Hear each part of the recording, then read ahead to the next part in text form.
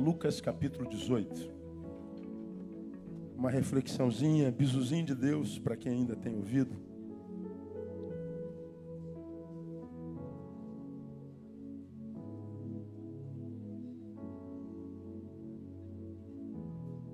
Lucas capítulo 18, versos 15 e 16.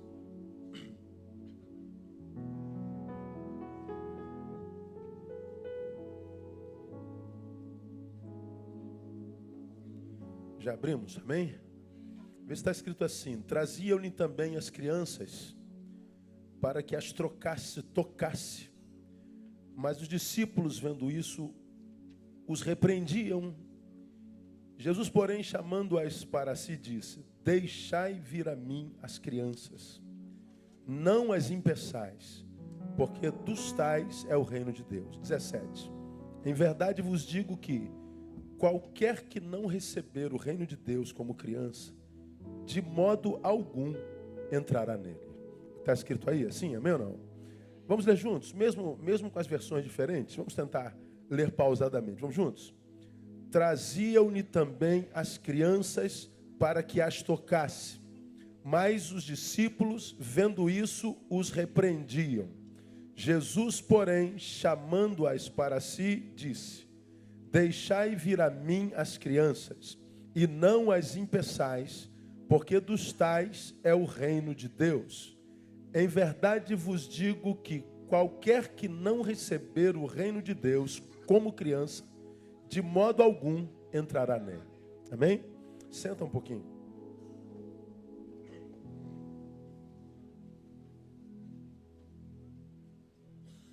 Essa semana, na minha concepção, vivemos um dos momentos mais tristes da história dessa nação, que foi o ataque àquelas pessoas que saíram de um culto de candomblé, que culminou com um apedrejamento que acertou a cabeça de uma criança de 11 anos. Todos acompanhamos isso. Hoje eu fui convidado a dar uma entrevistazinha na CBN, não sei se os irmãos acompanharam. Os que não acompanharam estão lá na fanpage. E eu dei a minha visão sobre o fato. E lá eu disse uma coisa, aqui eu queria dizer outra coisa. Atribuem o ataque a evangélicos. Alguns ainda ousam duvidar, mesmo que o testemunho diga que para as 8 pessoas disseram: você vai para o inferno, vai queimar no fogo do inferno. Seus macumbeiros, filhos do diabo, Deus vai pesar a mão sobre você. Há outros que disseram: não, ninguém disse que foi evangélico. Eu não sei se alguém que não fosse evangélico diria: você vai para o inferno, Deus vai pesar a mão sobre você. Isso é coisa nossa. Ninguém mais no planeta joga ninguém no inferno. Só os evangélicos. Eu nunca ouvi, em quase 50 anos de idade, alguém de uma outra religião dizendo: você vai para o inferno. Só crente diz isso. Bom, deixando de lado as religiões, os que atacaram os do candomblé jogaram uma pedra mais ou menos desse tamanho, que acertou a cabeça de uma criança que teve que tomar alguns pontos, menina de 11 anos. E a repercussão foi nacional, pelo contrário, foi internacional. Jornais dos Estados Unidos, da Espanha, da Europa, outros países da Europa, muitos deles publicaram feito a intolerância religiosa e o ataque feito a uma criança. Vi a reportagem e uma palavra da criança dizendo: eu pensei que eu ia morrer.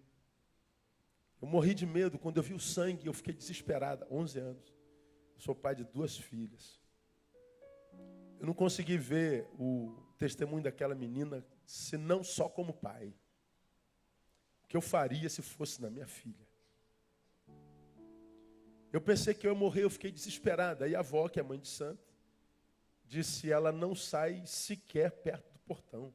Ela não quer sair de casa. Não foi para a escola hoje. Ela não quer sair de casa. Ela está com medo. está com medo de usar branco, por causa do ataque produzido por uma intolerância religiosa. Bom, quando a gente vai para o Evangelho, nós vemos essa experiência de crianças não saindo do candomblé, mas querendo se aproximar a Jesus. E diz o texto que os discípulos repreendiam quem trazia as crianças e Jesus então intervém. Deixai vir a mim as crianças, não as impeçais. Dos tais é o reino dos céus. E aí se dirige aos discípulos e disse: se vocês não, como já preguei aqui, evoluírem, se vocês não ascenderem ao ponto de se transformarem numa criança, na cabeça de Jesus, evoluir não é crescer para ser visto pelos homens. É continuar sendo quem é e fazendo o que se faz, mesmo que precise desaparecer na história dos homens. Ser como criança é produzir na terra, mesmo sabendo que só será visto por Deus, porque é pequeno.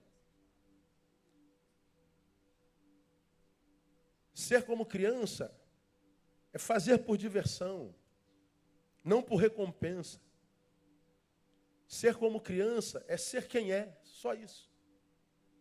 É viver o hoje tão somente. A gente nunca viu uma criança sentada à beira do caminho dizendo: meu Deus, como vai ser meu dia amanhã? Criança não pensa no amanhã, criança só tem hoje. E quando é criança mesmo, curte de tal forma hoje que nem dormir gosta. Vai dormir, criança. Que eu dormir para criança é o quê? Perda de tempo. Tanta coisa para a gente fazer e brincar. Eu vou dormir, cara. Não fala em dormir, mãe. Você está louca. Ou seja, eu quero curtir o dia até o final. Criança não desperdiça o agora, não desperdiça o hoje. Criança não se preocupa com amanhãs. Crianças não se apegam a coisas. Crianças não guardam rancores. Crianças não tratam diferentes com preconceito. Criança chama todo mundo de amiguinho. Criança reconhece os maiores, chama todos os grandes de tio. Jesus está dizendo: vocês estão impedindo as crianças de virem a mim. Se vocês não evoluírem ao ponto de se transformarem à semelhança delas, nem no reino do céu vocês entram. Aí, para nossa reflexão, traziam-lhe também as crianças para que as tocasse. Quem trazia as crianças? Estranhos, não eram discípulos. Pessoas que não eram do time de Jesus, pessoas que não eram da igreja de Jesus, pessoas que não eram do bando de discípulos. Pessoas estranhas, transeuntes, traziam crianças a Jesus. Quem é que trazia? Estranhos. Quem é que tentou impedir das crianças chegarem a Jesus? Os discípulos. Olha que coisa estranha, cara. O estranho aproxima a criança de Jesus. Os discípulos querem afastar as crianças de Jesus. Ora, quando isso acontece, discípulos tentando denegrir a imagem de Jesus junto às crianças, quando aparece discípulos tentando impedir que as crianças se apaixonem por Jesus, quando aparecem indivíduos tentando impedir crianças de continuarem a caminhar, Jesus sempre se manifesta. Agora, quando Jesus vê pessoas tentando impedir crianças de caminhar, pessoas tentando interromper o processo da criança, quando aparecem pessoas impedindo crianças de viverem a vida com intensidade, quando aparecem pessoas atacando crianças, Jesus sempre se manifesta. Mas quando se manifesta como? Contra quem ataca a criança. Aí me perguntaram depois da minha entrevista: pô, de que lado o senhor está, pastor? Aí eu fiz uma outra postagem na minha fanpage. Eu falei: eu estou do lado de quem Jesus está do lado. Aí botei uma imagem de Jesus com a criancinha com turbante, com roupa de candomblé. Todo mundo apontando para a criança, Jesus dizendo: sai! E Jesus abraçando a criança. Deu 150 mil visualizações. Eu sempre estarei do lado de quem Jesus do lado está. E nesse caso, Jesus sempre estará do lado da criança. Porque para Jesus não existe criança batista, criança assembleana, criança candomblessista, criança ateu. Não existe criança branca, criança preta. O que existe para Jesus? Criança. A mesma coisa é mãe. Não existe mãe solteira, mãe casada, mãe bígama. Existe mãe.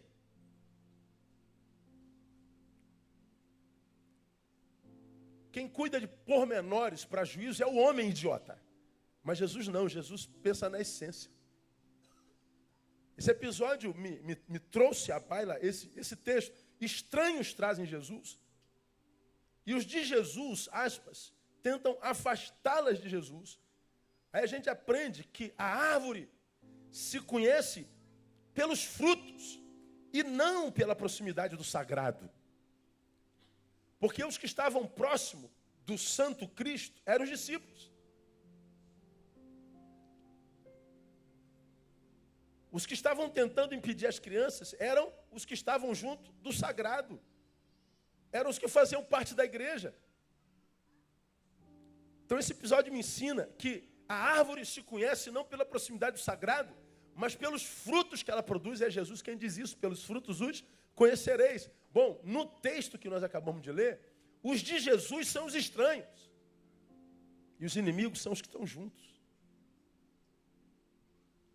Então, Igreja Batista Betânia, aprenda.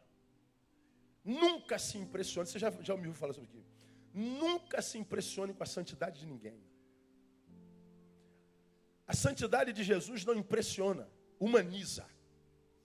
Se tiver que se impressionar, se impressione com a humanidade da pessoa. Com a solidariedade, com a bondade, com a gentileza. Porque é o que o espiritual gera em nós, é o que o divino gera em nós. Ele não gera um religioso que não discerne um palmo diante da sua fuça. Ele não gera em nós um religioso que vive enfiado dentro de igreja, com massa de manobra e manipulável por gente sem escrúpulos.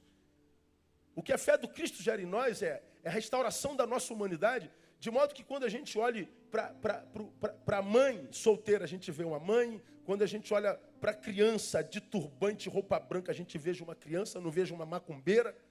Quando a gente olha para um cara de terno e dono de uma multinacional, a gente vê um ser humano como outro qualquer. Vê gente como gente é. Independente das suas virtudes e dos seus defeitos. A espiritualidade do Cristo restaura a nossa humanidade. Não gera em nós um religioso frio, a ponto de tacar pedra numa criança. Cara, eu não me conformo. Eu não me conformo. Pastor, e se eu não fosse evangélico? É de outro idiota. Porque o ser humano é ser humano, independente da religião que ele tenha. O ser humano é ser humano, independente do gênero dele. O ser humano é ser humano, independente da profissão dele, de quanto ele tem de dinheiro na conta bancária, da fisionomia dele. O ser humano é ser humano. E porque é ser humano, Deus ama. Porque Deus ama, somos filhos, temos que amar também. Agora, há um antagonismo, o estranho traz e o discípulo impede. Então o Senhor está dizendo, não se impressionem por causa daqueles que estão em torno do sagrado, porque não é por estar em torno do sagrado que a gente conhece a bendita da árvore, mas pelo fruto que dá. Porque os islâmicos que estão lá degolando nossos irmãos estão em torno do sagrado. Fazem em nome da sua fé, em nome da sua religião. Mas são cegos, tolos, matando semelhante por causa da fé diferente. Tem nada a ver com Cristo, tem nada a ver com a sua fé. É ignorância pura. Então, se a árvore se conhece pelos frutos e não pela proximidade do sagrado, nós aprendemos o quê? Que é melhor estar longe, frutificando, do que estar juntinho toda a vida, como um ignorante. Para Jesus é melhor você estar longe dele geograficamente, longe da comunhão dos ditos santos, mas frutificando em amor, do que estar aqui juntinho como um ignorante que não discerne nada do que está fazendo, que não consegue discernir nada do que está ouvindo, que está aqui cantando uma música porque todo mundo canta, que está aqui batendo palma, que todo mundo bate palma, está aqui de terno e gravata, de sovaco cabeludo, perna cabeluda, de coque na cabeça, porque todo mundo diz assim, mas não discerne nada, não entende nada. Jesus está falando, eu prefiro um estranho longe que ame e traga pessoas, do que gente aqui pertinho de mim, mas ignorante. Jesus não se impressiona com nossa religiosidade. O Cristo que a gente crê não precisa de defensores. O Deus que a gente crê basta a si mesmo. Melhor estar longe frutificando do que junto, todavia, como um ignorante. É como Jesus tentou ensinar esses mesmos discípulos, né? Mas crente é crente em qualquer época da história, mesmo quando Jesus está presente. Eles descem do Monte da Transfiguração, se encontram com a menina endemoniada. Aí eles vão tentar expulsar o demônio e não conseguem. Por quê? Desceram cheios de soberbo. Como que a gente sabe de onde a gente está vindo? Dou logo carteirada. Ó, Monte da Transfiguração. Eu vi Moisés, Elias e Jesus e uma voz do alto. Está sabendo da campanha que eu estou vindo? Então vai logo sair. O demônio não saiu. E eles passaram vergonha. Jesus desce, a mãe da menina fala, poxa, eu trouxe a teus discípulos, eles não puderam. Jesus fica com raiva. Jesus fica com raiva. Até quando vos sofrerei? Ou seja, até quando eu vou ter que sofrer com presença de gente burra igual vocês? É Jesus quem está dizendo. Até quando eu vou ter que sofrer com gente ignorante, que não aprende nunca, está do meu lado, desce da transfiguração, mas não discerne o que eu estou querendo dizer. Que não sabe ler parábola. Que não pensa, que não raciocina. Até quando, Deus, vou ter que andar com essa gente? Jesus, tem que comprar, paga aí, meu filho. Isso vai ser pior do que a cruz. Essa casta não sai senão com jejum e oração. Um dia a gente fala sobre jejum e oração. Não tem a ver com não comer pão, não. Aí Jesus expulsa, tá legal, então. Agora eles aprenderam. Não, no dia seguinte, chega eles de novo. Senhor, a gente estava aqui numa discussão teológica, filosófica, profunda. E nós queríamos que o senhor tirasse uma dúvida nossa. Qual é a questão teológica e filosófica? No reino do céu, quem será o maior entre nós? Pô, cara. Espera aí, vocês estão querendo saber quem é maior no reino dos céus? Vocês estão de brincadeira comigo, para não dizer outra palavra? Vocês estão brincando comigo. Vocês acabaram de passar vergonha onde? Agora está me perguntando quem é o maior no reino dos céus, cara. Vocês nem no reino dos céus estão. Ele fala da criança. Se não tiver como, nem entra. Vocês nem entram, nem dentro vocês estão. Não, agora eles aprenderam. Daqui a pouco vem a mãe de Tiago e seu irmão. Senhor, eu posso fazer um pedidozinho? Papo sério. Quando o senhor chegar lá em cima, o senhor pode botar meus filhos sentados do teu lado direito? Pô, cara, eu já botava a mão assim na cabeça, virava cinza. Bom que eu não sou Deus. Aí não, agora aprenderam. Não, aí daqui a pouco, na semana seguinte, tem um grupo de gente expulsando demônio, falando do reino de Deus. Aí os discípulos vão lá e mandam que eles parem de pregar, mande que eles parem de libertar, de curar. Aí Jesus vem dar o relatório, Senhor, tinha gente pregando aí que não é do nosso grupo. Aí Jesus, meu Deus, cara, quem não é contra mim é comigo, seu jumento. Não os impeçais. Os discípulos não aprendiam de jeito nenhum. Jesus está dizendo, eu prefiro esses caras que estão longe da gente, mais frutificando do que vocês aqui do meu lado, sem aprender nunca. Vocês entendem? Porque se não fosse as misericórdias do Senhor, nós já teríamos sido consumidos. Dá para entender por quê? Por causa de gestos como esse que aconteceu essa semana. Se não fosse a misericórdia do Senhor, a gente já tinha sido consumido. Aí a gente diz, agora os caras aprenderam. Aí Jesus está querendo entrar em Jerusalém, os caras pedem pousada numa vila samaritana. Os samaritanos não recebem Jesus, só porque sabiam que mesmo judeus, eles estavam indo, mesmo que transeuntes, eles estavam indo para Jerusalém. Ser amigo de Jerusalém é inimigo nosso. Então não tem pousada aqui na vila dos samaritanos. Aí chega os caras, Senhor, só quer que a gente ore e mande fogo para consumir essa gente? Pô, cara. Se não for a misericórdia do Senhor, a gente é consumido, a gente some. É a misericórdia do Senhor. Então, minha igreja, aprenda. A frequência culto é importante, é porque a gente cresce. A gente tem maior contato com a palavra, é na comunhão. O que a gente aprende de Deus é através do púlpito, porque a gente gasta pouco tempo com a palavra individualmente. Deveria gastar muito mais, mas você sabe que você gasta muito menos do que deveria. Estar na igreja é importante por causa da comunhão. Nós trocamos vida de Deus um com o outro. Nós trocamos amores e sabores e dores. temos a sensação de pertença. Eu pertenço a uma comunidade, eu vivo comunhão, onde o Senhor ordena a bênção. Isso é importante, mas mais importante do que isso é compartilhar o que nós recebemos aqui. Mais importante do que isso é frutificar. O fruto é mais importante do que o nosso aconchego. O fruto é mais importante do que o nosso conforto. É melhor estar longe frutificando do que estar junto, todavia como ignorante. Por último, salvação para Deus é um processo, não um ato isolado. Ser salvo é um processo que a gente poderia usar o verbo salvar no gerúndio, é salvando. A gente vai se salvando todo dia. É um processo de crescimento até a estatura de um varão perfeito. Não é um ato isolado. Me salvei, acabou minha missão. Não acabou não, é um processo. Os discípulos, eles discerniram Jesus, por isso seguiam. Mas ainda não tinham entendido a missão. Não se afasta, criança, as atrai. A santidade do reino não é repelente, é atraente. Vivam de tal forma que vocês despertem sede nas pessoas.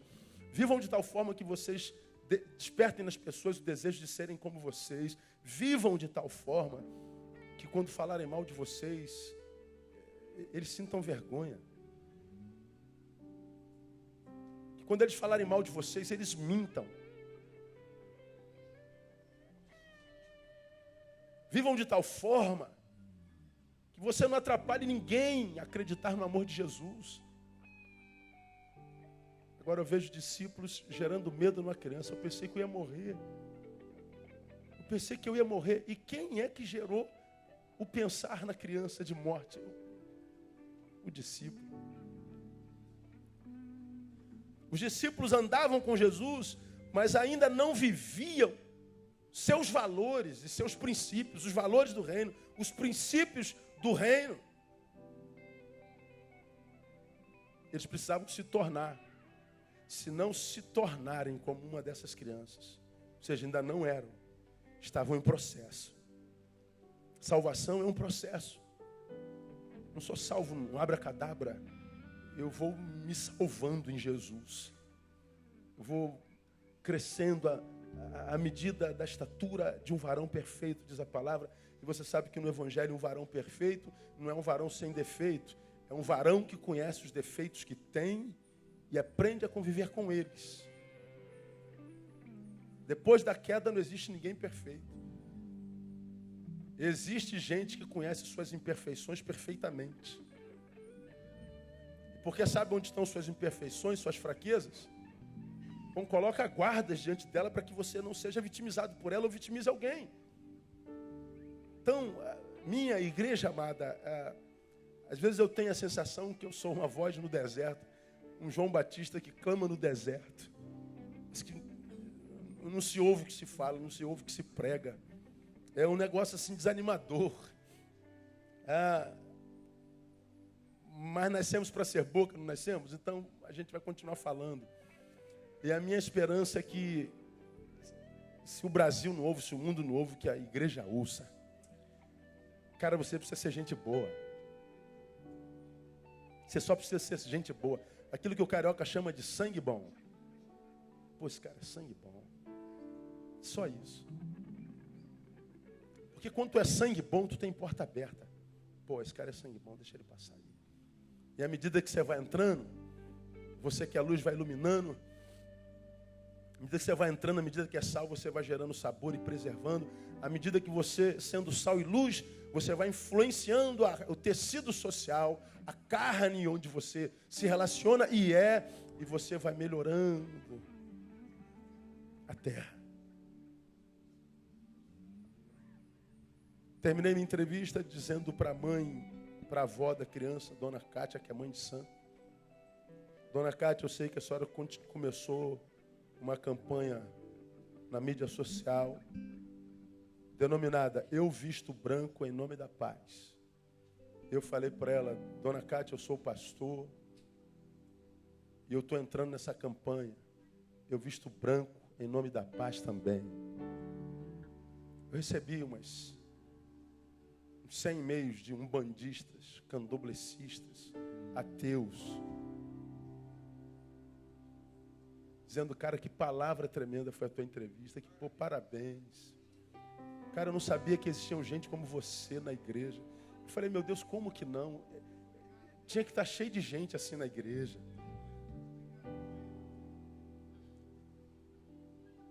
De gente que cai na graça do povo. Não é porque acoberta pecado. Porque serve o pecador. É porque ama o pecador. Porque respeita o pecador. É porque poderia falar como aquela frase que atribuem a Voltaire. Na verdade não foi ele, foi uma senhora que escreveu a sua biografia, uma biógrafa que atribuiu a Voltaire. Eu posso discordar de tudo que você diz, mas defenderei até a morte o seu direito de dizê-las. Posso não concordar com nada do que você diz, mas defenderei até a morte o teu direito de dizê-las. Isso é o cristão. Não preciso concordar com a religião dela, não preciso concordar com a religião dele, não preciso concordar com o time dela, com o time dele. É meu irmão de sangue, é da minha raça. A raça é uma só, é humana. Então respeita, ama. E se você não conseguir fazer isso, pelo menos cala a boca. Fique quieto, retire-se. Porque o campo é o mundo, irmão. Nunca vi uma geração tão carente de Deus. A frase que eu uso aqui toda vez, que o Evangelho vem para ensinar a gente a ser gente como gente tem que ser. Meu Deus, que para você é palha, para eles foi meu Deus. Eu falei que a sociedade vive angústia tão grande que ninguém sabe o que fazer. 30 suicídios por dia. O Evangelho veio para dar vida. A repercussão foi quanta gente sedenta de Deus. E onde é que essa gente vai achar Deus, irmão? Dentro de um templo? Não precisa vir ao templo. Basta que vá até você. Tem que vir a nós, tem que achar Deus em nós. Nós somos a habitação do Espírito Santo, glória a Deus ou não? Então qualquer um que queira Deus e tenha sede de Deus, tinha que vir a nós e achá-lo. Agora, por que nós não somos assim? Porque a bendita da religião nos emborreceu.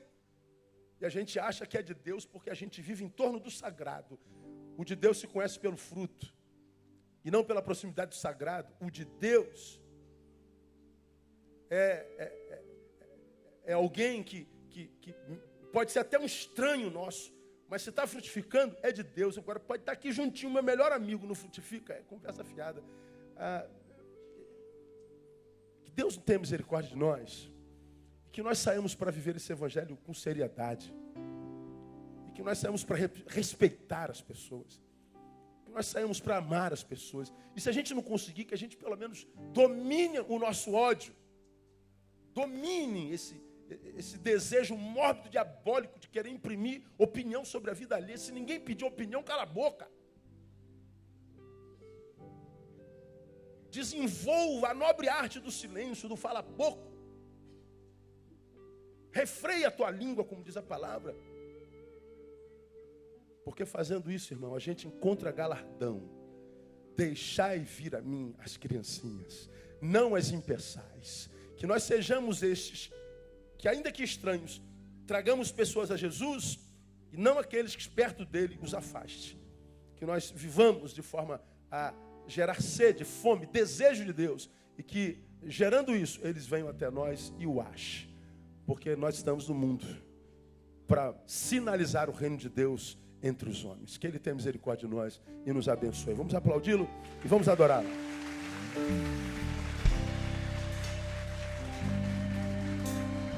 Aleluia. Glória a Deus. Vamos orar. Pai, estamos erigindo um trono de louvor agora. Grato por mais um dia que Tu acrescentas à nossa vida. Gratos por mais um dia que Tu puseste pão sobre a nossa mesa. Gratos por mais um dia de livramento. 1000 caíram ao nosso lado, 10.000 à nossa direita. Nós não fomos atingidos. Dardos inflamados do inferno foram lançados contra nós e nós nem vimos. Porque Teu escudo, o escudo da fé, nos libertou, nos livrou. Dardos inflamados. E, ó Deus, Satanás acordou nessa manhã, querendo matar, roubar, destruir cada um de nós. Chegamos ao final de mais um dia, porque ele fracassou mais uma vez. Te louvamos por isso. Te louvamos porque Tu és Deus e tens cuidado de nós. E nós pedimos que essa noite, ó Deus, Tu possas falar conosco ainda mais. Que nós saiamos daqui um pouco mais conhecedores da Tua palavra. Que nós saiamos daqui um pouco mais santos. Filhos que Te deem prazer. Filhos que gerem sorriso nos Teus lábios e não lágrima nos Teus olhos. Ajuda-nos pela palavra a não só ouvirmos, mas entendê-la e praticá-la. Ajuda-nos a viver para a glória do Teu nome. Nós oramos, Te damos boas-vindas e Te adoramos. No nome de Jesus, nosso Senhor que reina. Amém. Salvação.